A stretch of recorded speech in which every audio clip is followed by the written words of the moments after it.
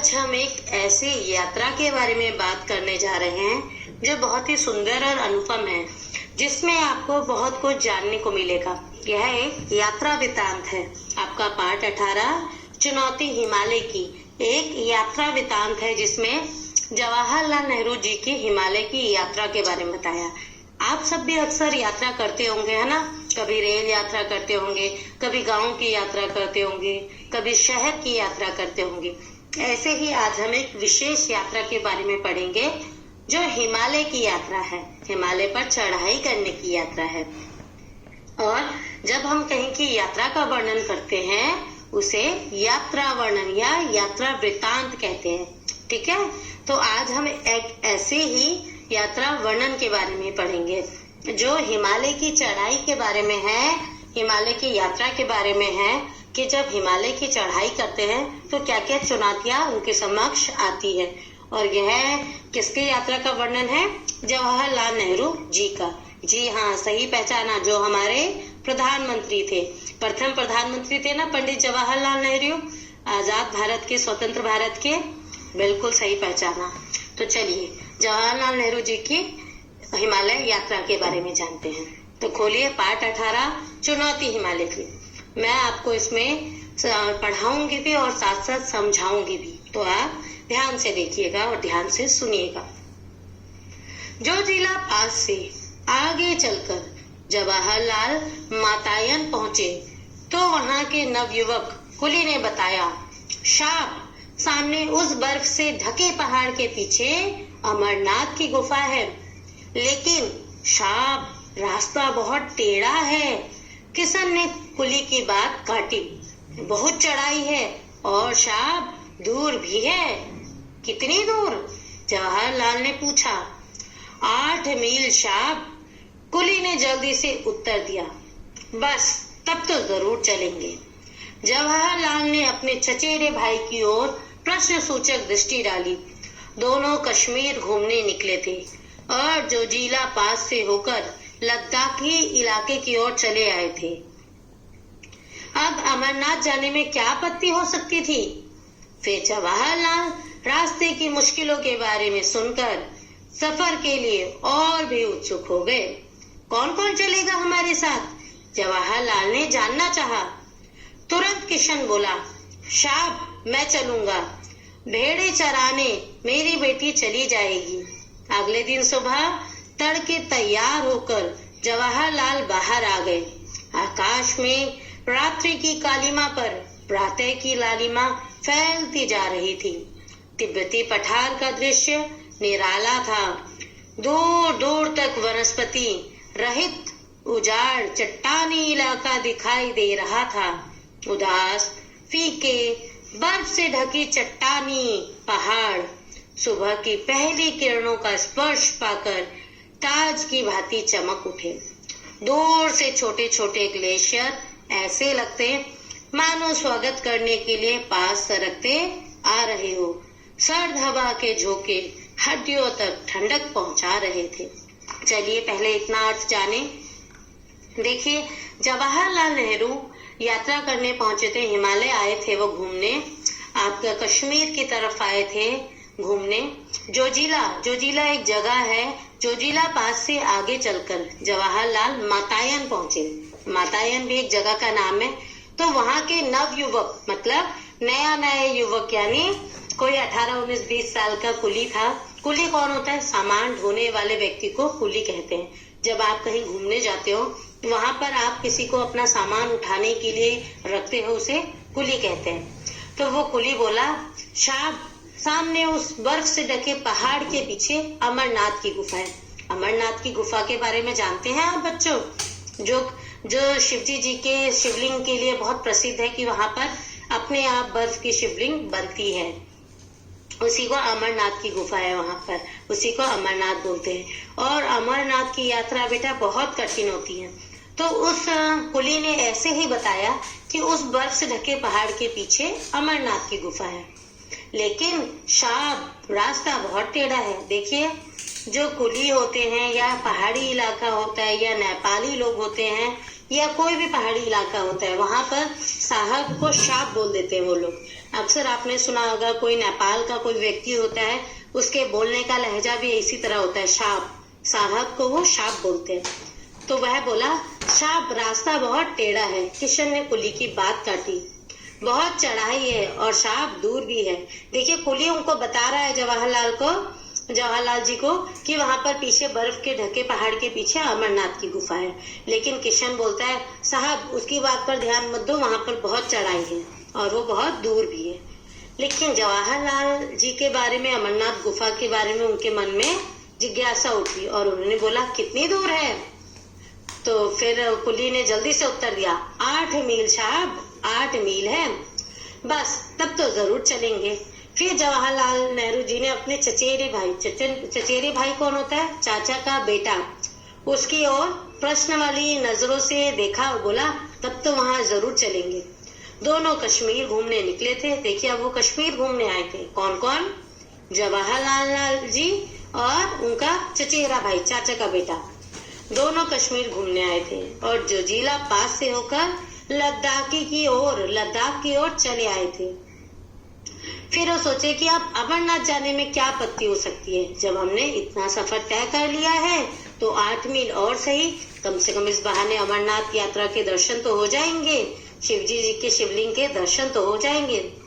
फिर जवाहरलाल रास्ते की मुश्किलों के बारे में सुनकर सफर के लिए और भी उत्सुक हो गए। देखिए, कुली उनको बताता जा रहा है, किशन उनको बताता जा रहा है, लेकिन वो और उनकी उत्सुकता बढ़ती जा रही है वहां जाने के लिए। तो जवाहरलाल फट से बोले, अच्छा कौन कौन चलेगा हमारे साथ? तुरंत किशन बोला, साहब मैं चलूंगा, भेड़े चराने मेरी बेटी चली जाएगी। कहते हैं, मेरा जो काम है भेड़े चराने का। भेड़े चराना क्या होता है?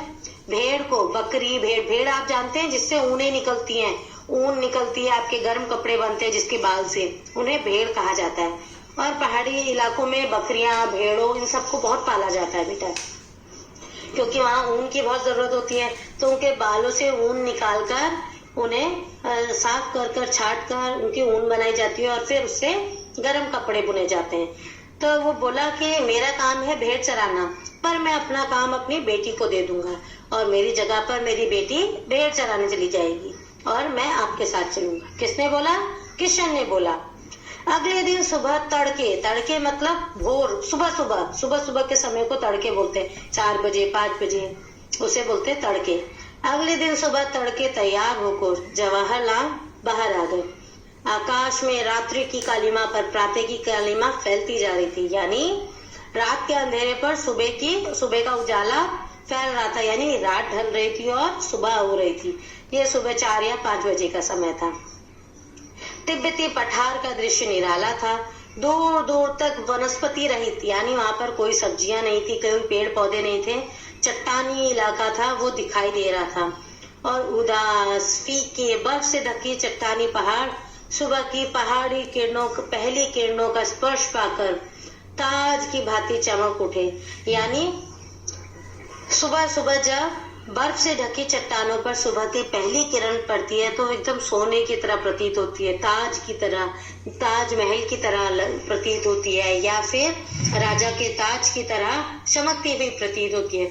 अब उदास फीके पहाड़ क्यों बोले हैं? क्योंकि वहां पर कोई पेड़ पौधे नहीं थे, हरियाली नहीं थी, केवल बर्फ ही बर्फ थी, इसलिए उसे उदास और फीका बोला है। जिस प्रकार सफेद रंग को हम बोलते हैं ना, अरे ये तो बिल्कुल भी रंगीन नहीं है, ये तो उदास है, फीका है, उसी तरह इसे भी बोला। तो फिर देखिए, दूर से छोटे छोटे ग्लेशियर ऐसे लगते मानो स्वागत करने के लिए पास रखते आ रहे हो। सर्द हवा के झोंके हड्डियों तक ठंडक पहुंचा रहे थे और ठंडी हवा के झोंके हड्डियों तक ठंडक पहुंचा रहे थे। इतनी ठंड थी वहां पर कि हवा के झोंके आ रहे थे और हड्डियों के अंदर ठंड घुस रही थी। होता है ना, जब जनवरी के महीने में आपके गांव में या आपके शहर में भी ठंड होती है तो कैसे जब हवा चलती है ठंड में तो आपकी हड्डियों के अंदर तक जाती है, आपको महसूस होती है। ऐसी ठंड का अनुभव इन्हें भी हो रहा था। फिर देखिए आगे, जवाहर ने हथेलियां आपस में रगड़कर गर्म की और कमर में रस्सी लपेटकर चलने को तैयार हो गए। हिमालय की दुर्गम पर्वतमाला मुंह उठाए चुनौती दे रही थी। जवाहर इस चुनौती को कैसे न स्वीकार करते। भाई किशन और कुली सभी रस्सी के साथ जुड़े थे। किशन गडेरिया अब गाइड बन गया। बस 8 मील ही तो पार करने हैं। जोश में आकर जवाहरलाल चढ़ाई करने लगे। यूं 8 मील की दूरी कोई बहुत नहीं होती, लेकिन इन पहाड़ी रास्तों पर 8 कदम चलना दुभर हो गया। एक एक डग भरने में कठिनाई हो रही थी। देखिए, जब बहुत ठंड थी तो जवाहरलाल ने अपनी हथेलियां आपस में रगड़ी, गर्म की और कमर में रस्सी लपेटकर चलने को तैयार हो गए। और हिमालय की दुर्गम मतलब बहुत कठिन जो पर्वतमाला थी वो मुंह उठाए यानी सीधा खड़ी चुनौती दे रही थी कि आओ मुझ पर चढ़कर दिखाओ। और जवाहर इस चुनौती को कैसे स्वीकार न करते। वो बहुत हिम्मत वाले थे जवाहरलाल नेहरू। उन्होंने भी भाई लिया अपना, किशन लिया और कुली, सभी ने अपनी अपनी रस्सी को जोड़ा अपने पर, अपने शरीर पर बांधा, अपनी कमर पे बांधा। और किशन गडेरिया उनका अब गाइड बन गया। गडेरिया कौन होता है? जो भेड़ बकरियां चराते हैं उसको गडेरिया बोलते हैं। और किशन उनका गाइड बना हुआ था। बोले जवाहरलाल नेहरू जोश में कि अरे बस 8 मील ही तो पार करने हैं, और 8 मील की दूरी वैसे कोई ज्यादा तो नहीं होती, लेकिन इन पहाड़ी रास्तों पर 8 कदम चलना भी मुश्किल हो रहा है। ऐसे में 8 मील पार करना थोड़ा मुश्किल लग रहा है। इन पहाड़ी एक एक डग भरने में कठिनाई हो रही थी। डग यानी पग, एक एक कदम पार करने में उनको कठिनाई महसूस हो रही थी। क्यों? क्योंकि पहाड़ी रास्ता ऐसे ही बेटा कठिन होता है, ऐसे ही मुश्किल होता है। हिमालय की यात्रा करना, पहाड़ों पर चढ़ना बर्फ के कोई आसान काम नहीं है, इसमें बहुत मुश्किल होती है। देखिए आगे क्या क्या मुश्किलें आई। रास्ता बहुत ही वीरान था। पेड़ पौधों की हरियाली के अभाव में एक अजीब खालीपन सा महसूस हो रहा था। कहीं एक फूल दिख जाता तो आंखों को ठंडक मिल जाती। दिख रही थी सिर्फ पथरीली चट्टानें और सफेद बर्फ। फिर भी इस गहरे सन्नाटे में बहुत सुकून था। एक और सू करती बर्फीली हवाएं बदन को काटती तो दूसरी ओर ताजगी और स्फूर्ति भी देती। तो देखिए रास्ता बहुत वीरान था। अब वीरान तो होगा ही ना, क्योंकि बर्फ की चट्टानों पर तो हर कोई चढ़ नहीं सकता है और वहां पर आना जाना किसी का होता नहीं है, इसलिए वह बहुत वीरान था। और वहां पर कोई भी पेड़ पौधे नहीं थे। अगर कहीं पर भी एक फूल दिख जाता तो जैसे मानो उनको राहत मिलती। और बर्फ की ठंडी हवाएं, ठंड तो लग रही थी पर थोड़ा ठंडक भी पहुंचा रही थी। बीच बीच में उनको थकान में राहत भी पहुंचा रही थी। उनको पहाड़ पर चढ़कर जो थकान हो रही थी उससे थोड़ा राहत भी बीच बीच में पहुंचा रही थी। जवाहरलाल बढ़ते जा रहे थे। ज्यों ज्यों ऊपर चढ़ते गए त्यों त्यों सांस लेने में दिक्कत होने लगी। एक कुल्ले की नाक से खून बहने लगा। जल्दी से जवाहरलाल ने उसका उपचार किया। खुद उन्हें भी कनपटी की नसों में तनाव महसूस हो रहा था। लगता था जैसे दिमाग में खून चढ़ाया हो। फिर भी जवाहरलाल ने आगे बढ़ने का इरादा नहीं बदला। अब देखिए जवाहरलाल जैसे जैसे आगे बढ़ते जा रहे थे उनको सांस लेने में दिक्कत होती जा रही थी। क्यों बेटा? क्योंकि जैसे जैसे हम चढ़ाई में जाते हैं, बर्फीले पहाड़ों में जाते हैं, तो हमारे ऑक्सीजन का स्तर कम होता जाता है और हमें सांस लेने में दिक्कत होने लगती है। कई लोगों के तो नाक से खून आने लग जाता है, हाथ पैरों में खून जम जाता है, पैर नीले हो जाते हैं और कुछ लोगों के कान की नसों में तनाव आ जाता है ठंड के मारे। वो ठंड पर बर्फ पे चढ़ रहे हैं तो ऐसा ही होगा ना बेटा। ऐसे ही हुआ उनके साथ भी। जो कुली था उनकी नाक से खून बहने लगा। जवाहरलाल नेहरू ने उनका इलाज किया और खुद जवाहरलाल नेहरू जी के भी कान के पीछे नसों में तनाव महसूस होने लगा। उन्हें ऐसा लगने लगा जैसे उनके दिमाग में खून चढ़ाया हो, यानी खून की सप्लाई बहुत बढ़ गई हो। फिर भी जवाहरलाल नेहरू ने आगे बढ़ने का इरादा नहीं बदला। फिर देखिए आगे क्या हुआ। थोड़ी देर में बर्फ पड़ने लगी, फिसलन बढ़ गई, चलना भी कठिन हो गया। एक तरफ थकान, ऊपर से सीधी चढ़ाई। तभी सामने एक बर्फीला मैदान नजर आया।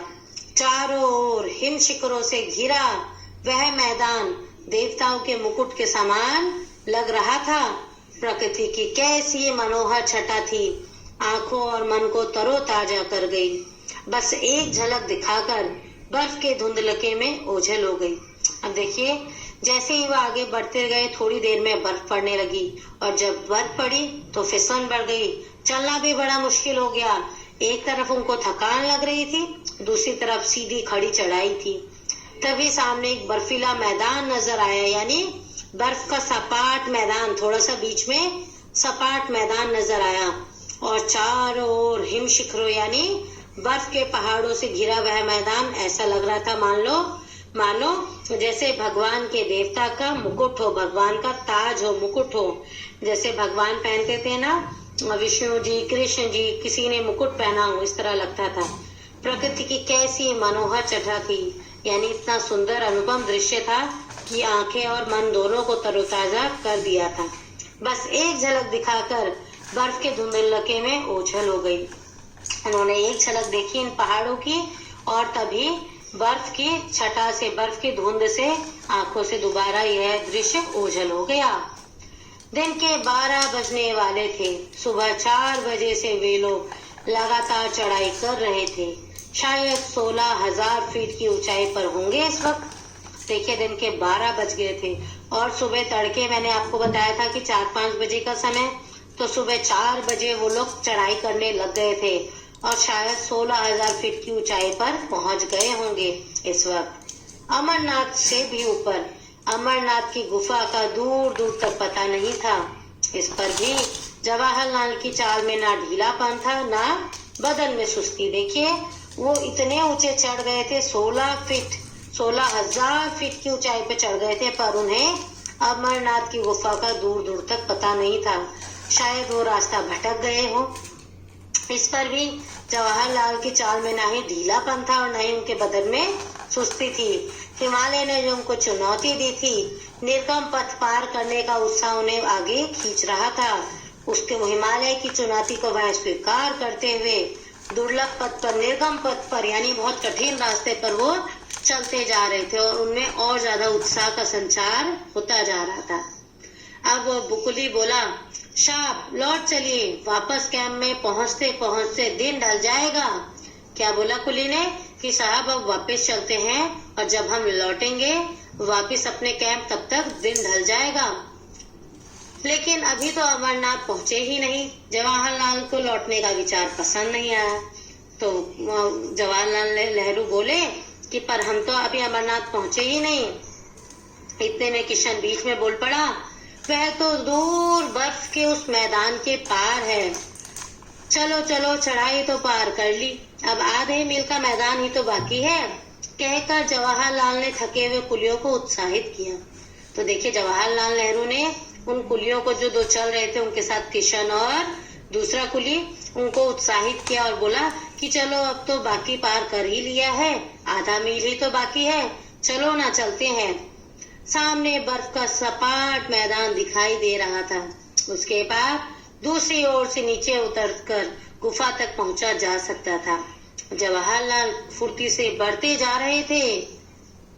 दूर से मैदान जितना सपाट दिख रहा था, असलियत में उतना ही उबड़ खाबड़ था। ताजी बर्फ ने ऊंची नीची चट्टानों को एक पतली चादर से ढककर एक समान कर दिया था। देखिए, जिस सामने उन्हें बर्फ का सपाट मैदान दिखाई दे रहा था, लेकिन वो सपाट मैदान नहीं था। वहां पर बहुत गहरी गहरी गुफाएं थी, जिनमें गिरने में सीधा इंसान खत्म हो सकता था, उनकी मृत्यु हो सकती थी। पर चूंकि अभी अभी ताजी ताजी बर्फ गिरी थी, तो उनको बर्फ के कारण वो खाइयां दिखाई नहीं दे रही थी। उस पर पतली चादर चढ़ गई थी। गहरी खाइयां थी, गड्ढे बर्फ से ढके हुए थे और गजब की फिसलन थी। कभी पैर फिसलता और कभी बर्फ में पैर अंदर धंस जाता। बहुत नाप नाप कर कदम रखने पड़ रहे थे। ये तो चढ़ाई से भी मुश्किल था, पर जवाहरलाल नेहरू को मजा आ रहा था। तभी जवाहरलाल ने देखा, सामने एक ही गहरी खाई मुंह फाड़े निकलने के लिए तैयार थी। अचानक उनका पैर फिसला, वो लड़खड़ाए और इससे पहले कि संभलते वो खाई में गिर गए और किशन चीखा, साहब गिर गए। जवाहर, भाई की पुकार वादियों की शांति भंग कर गई। वे खाई की ओर तेजी से बढ़े। देखिए, जवाहरलाल नेहरू उस खाई में गिर गए और किशन भी पुकारा, चिल्लाया, साहब गिर गए। और उनके भाई ने भी आवाज मारी, जवाहर जवाहर जवाहर। तो देखिए, जब भी पहाड़ में कोई चढ़ता है या कोई खाली जगह पर कोई चिल्लाता है तो पहाड़ की वादियों में वो आवाज गूंजती है और एक आवाज कम से कम 3 बार सुनाई देती है। तो जो वहाँ पहाड़ों की जो शांति थी उसमें जवाहर जवाहर वो आवाजें गूंजने लगी और रस्सी से बंधे जवाहरलाल नेहरू हवा में लटक रहे थे। उफ, कैसा झटका लगा। दोनों तरफ चट्टाने ही चट्टाने, नीचे गहरी खाई।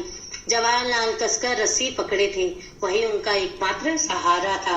वो तो भला हो कि उन्होंने रस्सी बांधी हुई थी, तभी वो बच गए, वरना वो सीधा खाई में जाते और गिर सकते थे, मर सकते थे। किंतु उन्होंने रस्सी बांधी हुई थी अपनी कमर पे, तो उनको झटका लगा। जब वो खाई में गिरे तो वो रस्सी के बल वहीं पर अटके रह गए और वह रस्सी ही उनका एकमात्र सहारा था।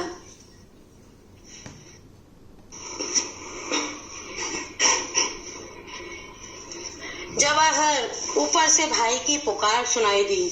मुंह ऊपर उठाया तो भाई और किशन के धुंधले चेहरे खाई में झांकते हुए दिखाई दिए। हम खींच रहे हैं, रस्सी कस के पकड़े रहना, भाई ने हिदायत दी।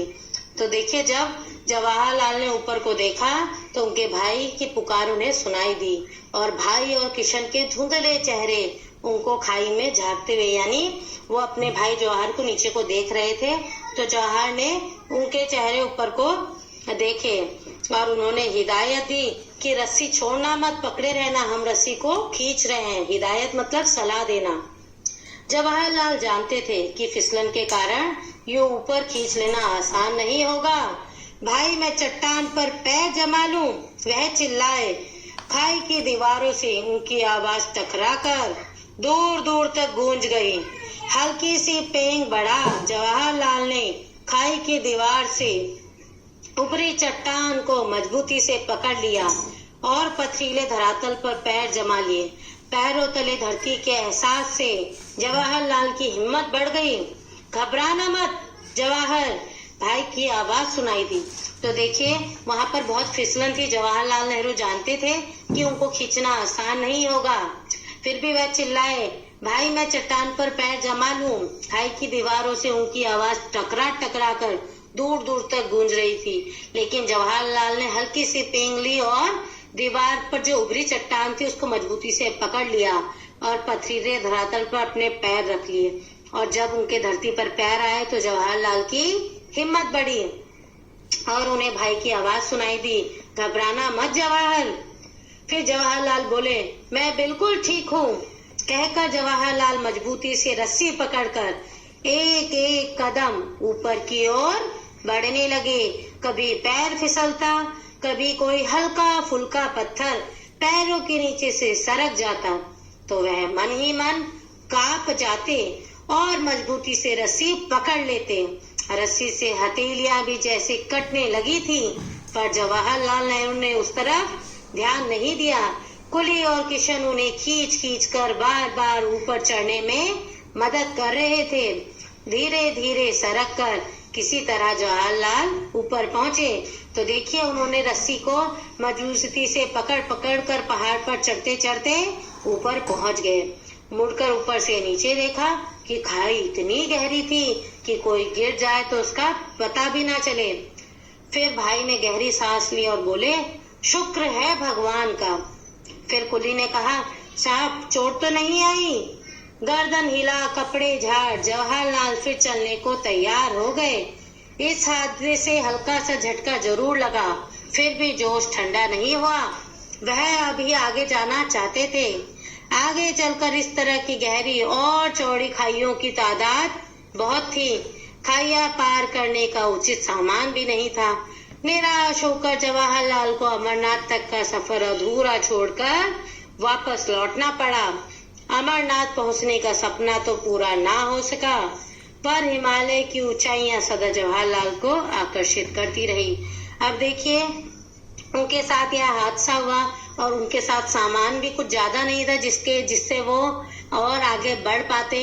ना ही उनके पास उसे रखने के लिए जो हिमालय पर चढ़ाई करने के लिए जो साधन होते, संसाधन होते, वो भी नहीं थे। सामान भी नहीं था, कपड़े भी ज्यादा नहीं थे, ना ही जूते थे जो जिससे पहाड़ पर चढ़ाई कर सकते। तो उनको अपनी अमरनाथ तक का सफर अधूरा छोड़कर वापस लौटना पड़ा, पर वह जो उनका सपना था वह पूरा ना हो सका और हिमालय की ऊंचाइयां सदा जवाहरलाल को आकर्षित करते रही और उनके मन में यह हमेशा सपना हिमालय की चढ़ाई करने का पलता रहा। तो यह था उनकी सुंदर हिमालय की यात्रा का वर्णन। कुछ अनुभव मीठे, कुछ खट्टे, कुछ में उनको सबक सीखने को मिला, लेकिन उन्हें ये बहुत सारे अनुभव ऐसे मिले जो शायद वो कोई और व्यक्ति उनको नहीं ले सकता। मुश्किलें तो हालांकि रास्ते में आई, पर मुश्किलों से डरना नहीं चाहिए और उन्होंने भी यही सीखा और खाई में गिरकर भी वो ऊपर आए और उनके मन में सदा हिमालय की चढ़ाई को लेकर आकर्षण बना रहा। ये लेख लिखा था सुरेखा पड़ंदीकर ने जवाहरलाल की यात्रा के बारे में, यात्रा वृत्तांत लिखा है। तो देखिए कितना सुंदर था हिमालय की यात्रा का वर्णन और मुझे पूरी आशा है कि आप भी हिमालय की चढ़ाई करना कितना मुश्किल होता है इस यात्रा वृत्तांत द्वारा जान पाए होंगे। फिर देखिए इसके बाद पृष्ठ संख्या 144 पर हमारे भारत का राजनीतिक नक्शा दिया है। इसमें सारे आसपास के पड़ोसी देश भी हैं, हमारे राज्य भी हैं, उनकी राजधानियां भी हैं, सब कुछ दिया हुआ है। सारे महासागरों की वर्णन भी है इसमें। हाँ देखिए, आपको इस नक्शे को देखकर बताना है कि कहाँ क्या है। लेह लद्दाख केंद्र शासित प्रदेश है जहाँ पर केंद्र का शासन है। ऊपर दिए गए भारत के नक्शे में ढूंढो कि लद्दाख कहाँ है और तुम्हारा घर कहाँ है। अनुमान लगाओ कि तुम जहाँ रहते हो वहां से लद्दाख पहुंचने में कितने दिन लग सकते हैं। दूरी के हिसाब से अनुमान लगाओ और वहां किन किन जरियों से पहुंचा जा सकता है।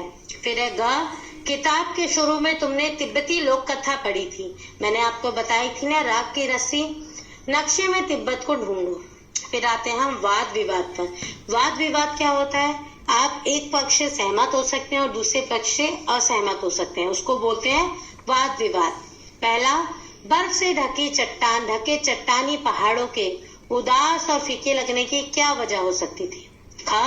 बताओ ये जगह कब उदास और फीकी लगती है और यहाँ कब रौनक होती है? घर पर, बाजार, स्कूल, खेत, इनमें कब कब उदास और फीकी लगती है जगह, कब कब रौनक होती है? घर में जब कोई नहीं होता तो ये उदास हो जाता है, जब सब लोग होते हैं, सारे बच्चे घर पे होते हैं, पूरा परिवार घर पे होता है, तो यहाँ रौनक आ जाती है ना।